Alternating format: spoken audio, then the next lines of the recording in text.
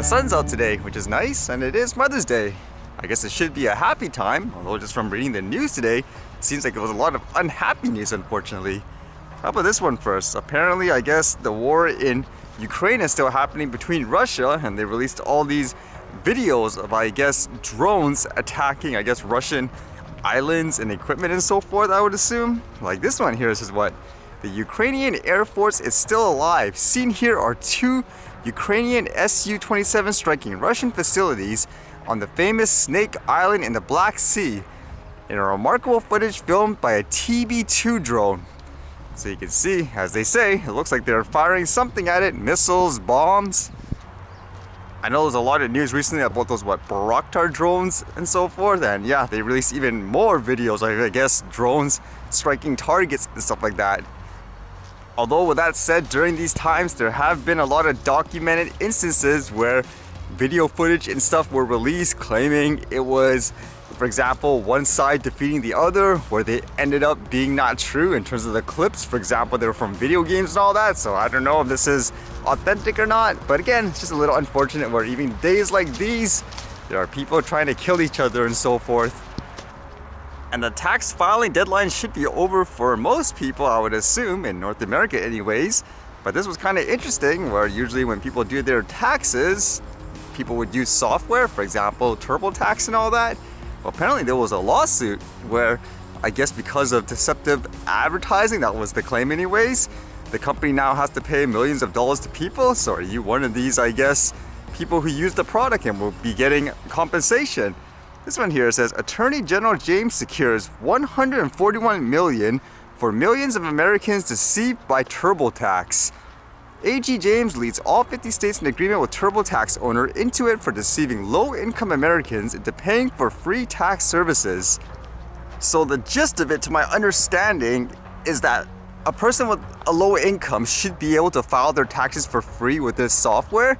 But the argument is the advertisement they use beforehand, let's just say from banner ads or from their own site, they keep indicating things like free, for example. So they're saying that is the deceptive part, where when people go in, they assume it's free. Afterwards, I'm guessing they're bombarded with all these like, hey, add this feature or whatever to make it easier to file and so forth. And then I guess people who could file for free end up paying money when they really didn't need to. So there's the argument of, I guess, deceptive advertising of sort. So because of that, it says here, as a result of the Attorney General James agreement, Intuit will pay $141 million in restitution to millions of consumers across the nation who were unfairly charged. In addition, Intuit must suspend TurboTax's free ad campaign that lured customers with promises of free tax preparation services. Intuit cheated millions of low-income Americans out of free tax filing services they were entitled to, said Attorney General James. For years, Intuit misled the most vulnerable among us to make a profit.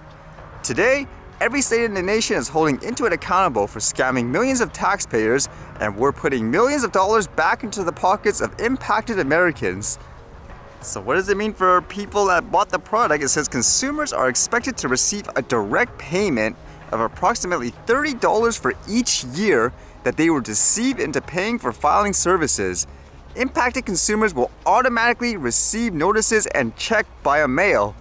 So I guess people will be receiving money. It makes me wonder, because usually in these types of lawsuits you have to opt into it. It makes me wonder if that's the case, or they'll just give everyone who's ever purchased the product within that time frame, I guess, $30 or so. So a good thing, I guess, for the consumer. I know even when you buy stuff online from various e-commerce sites, when you try to check out, for example, you're always bombarded with all these add this and add that, which would be kind of like the case here, except in this case it's more about, I assume, the advertisements beforehand to lure you to use the products. So it's kind of interesting.